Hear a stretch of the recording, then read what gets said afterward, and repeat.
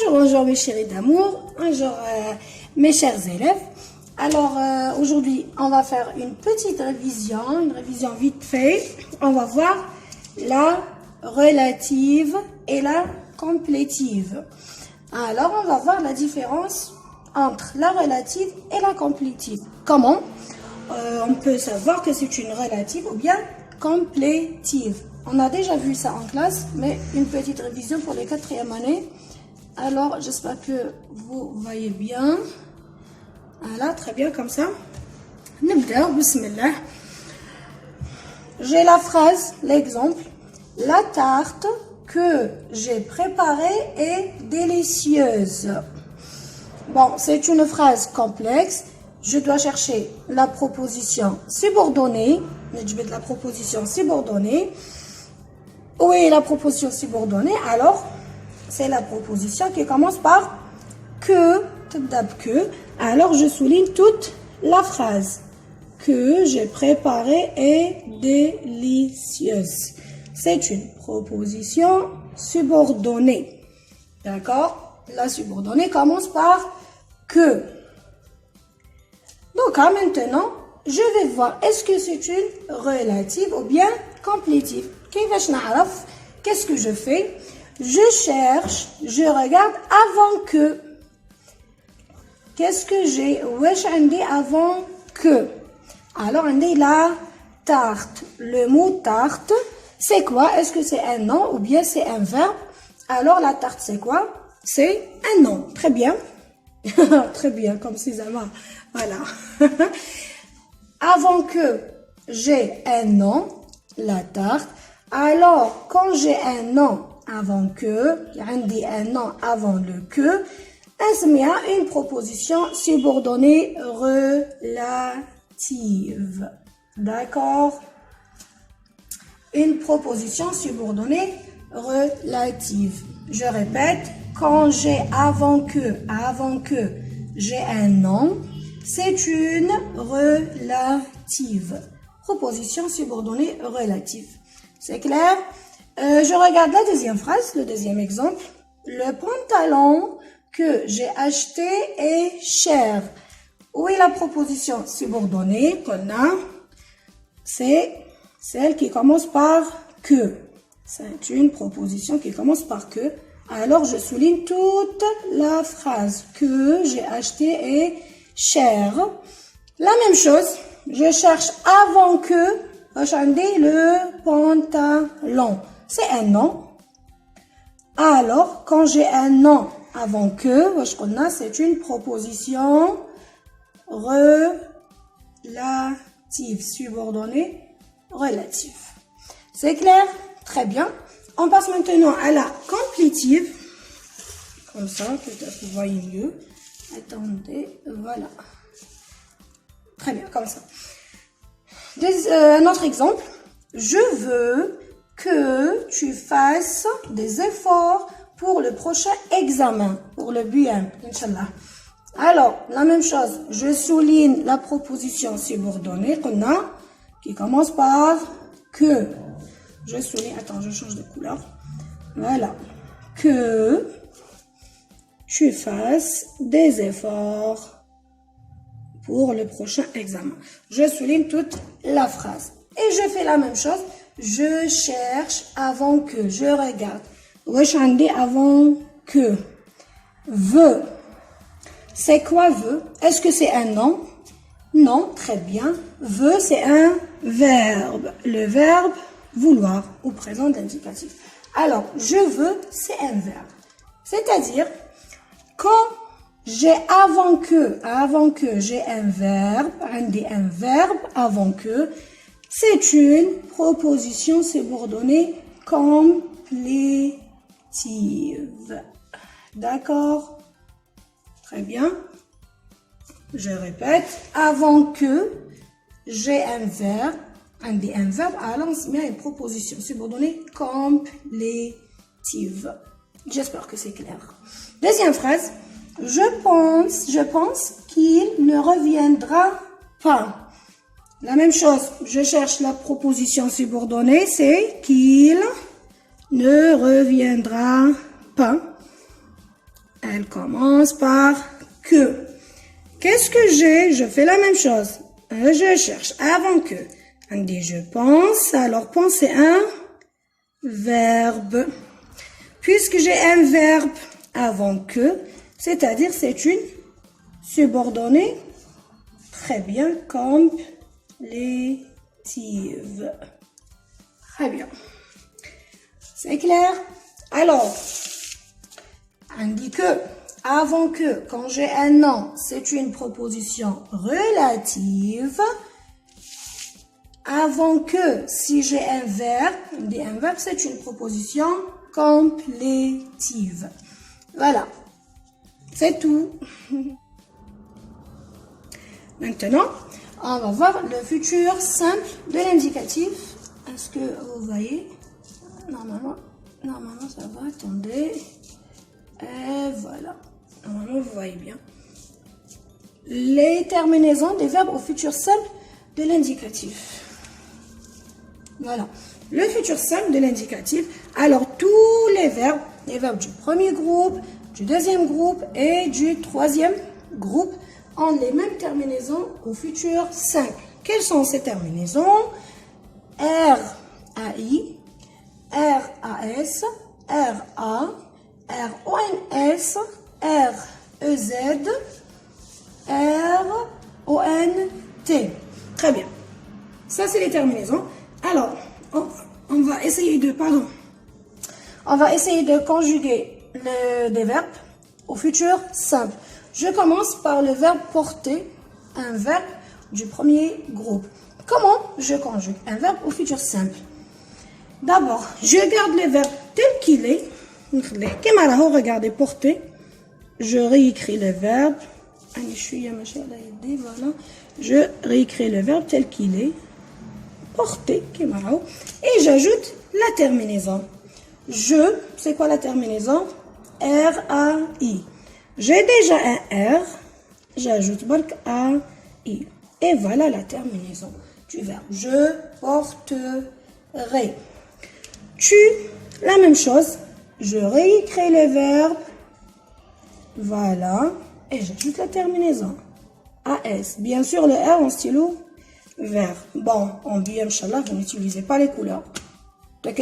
En noir ou là, en bleu. Il ou elle, la même chose. Porter. Elle portera. Nous porterons. R-O-N-S. Vous porterez. R-E-Z. Il ou bien elle avec S. Porteront. R-O-N-T.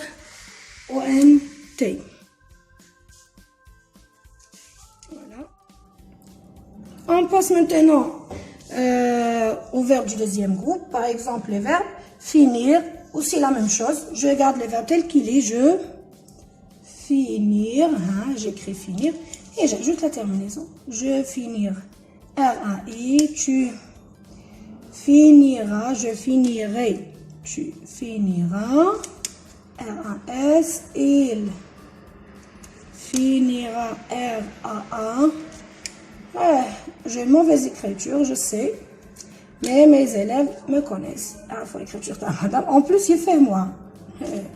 Ils arrivent à lire mon écriture, heureusement. Alors, vous finirez.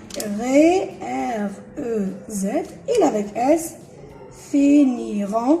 R-O-N-T. Et je passe au verbe prendre. C'est un verbe du troisième groupe.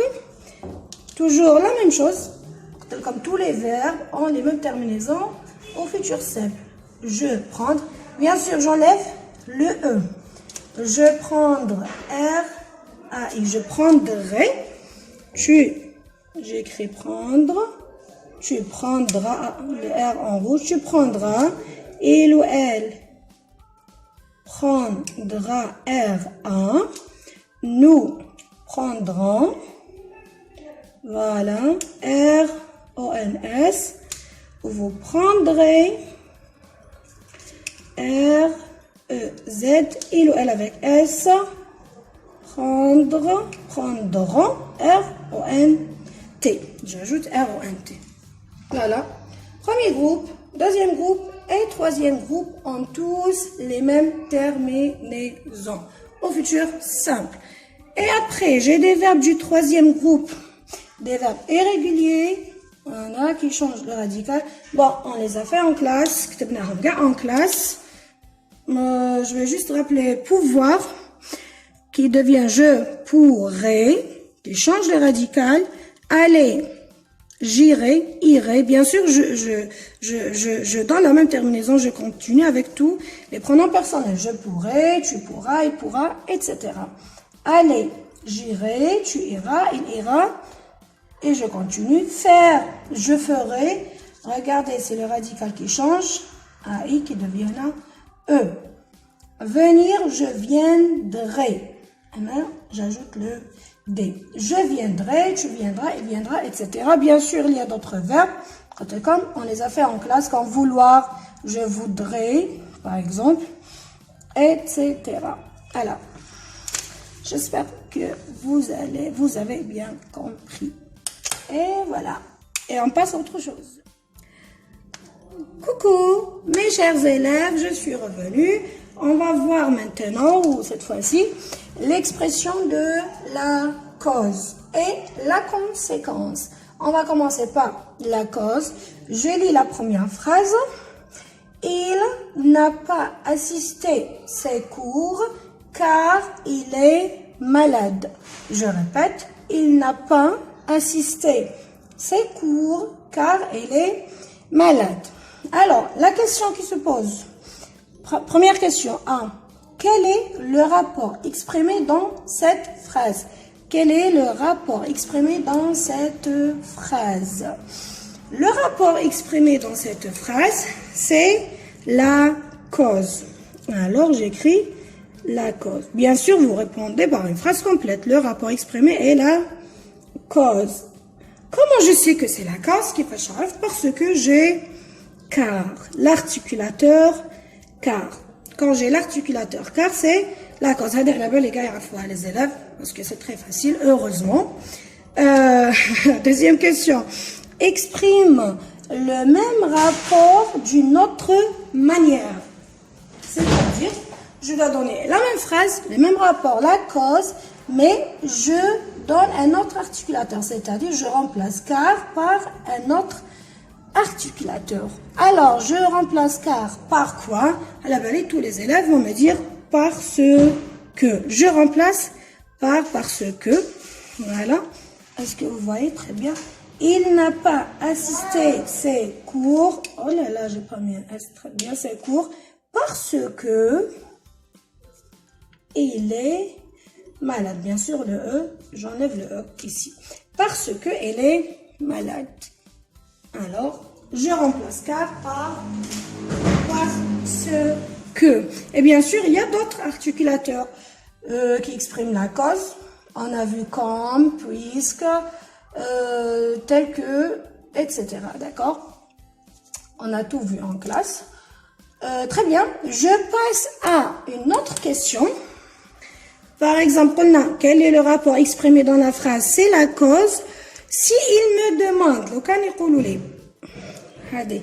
exprime le rapport inverse. Exprime le rapport inverse. Qu'est-ce que ça veut dire inverse? Quand j'ai le mot inverse, qu'est-ce que ça veut dire? Qu'est-ce que je vais faire? C'est-à-dire, je vais inverser. Je vais inverser les phrases. Est-ce que ça se voit? Oui. Je vais inverser les phrases. Naqleb les phrases. D'accord? Qu'est-ce que ça devient? Si j'inverse la phrase, hein, c'est-à-dire, je commence par la deuxième. Est-ce que vous voyez? Attendez. Comme ça. Non. Voilà. Je commence par la deuxième phrase. J'inverse. Il est malade. Il est... oh là là. Il est malade. La première phrase devient la deuxième. Voilà, ça devient la conséquence. Et la conséquence, je peux exprimer par d'autres articulateurs. On a vu en classe, on a donc, c'est le plus facile. Alors, Il y a aussi par conséquent. C'est pourquoi. Il y a c'est bien que. C'est bien que. Les tahbzaf d'habitude. Voilà, c'est bien que. C'est pourquoi. C'est la conséquence. Voilà, c'est tout pour la cause et la conséquence. J'espère que vous avez compris. Tout. Je répète rapidement le rapport de cause. Le rapport de cause, car, parce que, grâce à cause de, etc. Quand je dis exprime le même rapport d'une autre manière, c'est-à-dire c'est toujours la cause, pas que je remplace car par un autre articulateur, parce que, par exemple. Et Daqanouna exprime le rapport inverse, que je vais inverser les phrases, et ça devient la conséquence. On dirait à la conséquence qui est donc, alors, par conséquent, bien, voilà ce que vous voulez. D'accord, voilà, c'est tout pour aujourd'hui. Regardez la vidéo. Si vous voulez que je vous explique, je sais pas, un cours innocent, dans les commentaires. Et voilà, mes chéris d'amour, bye bye, je vous aime trop.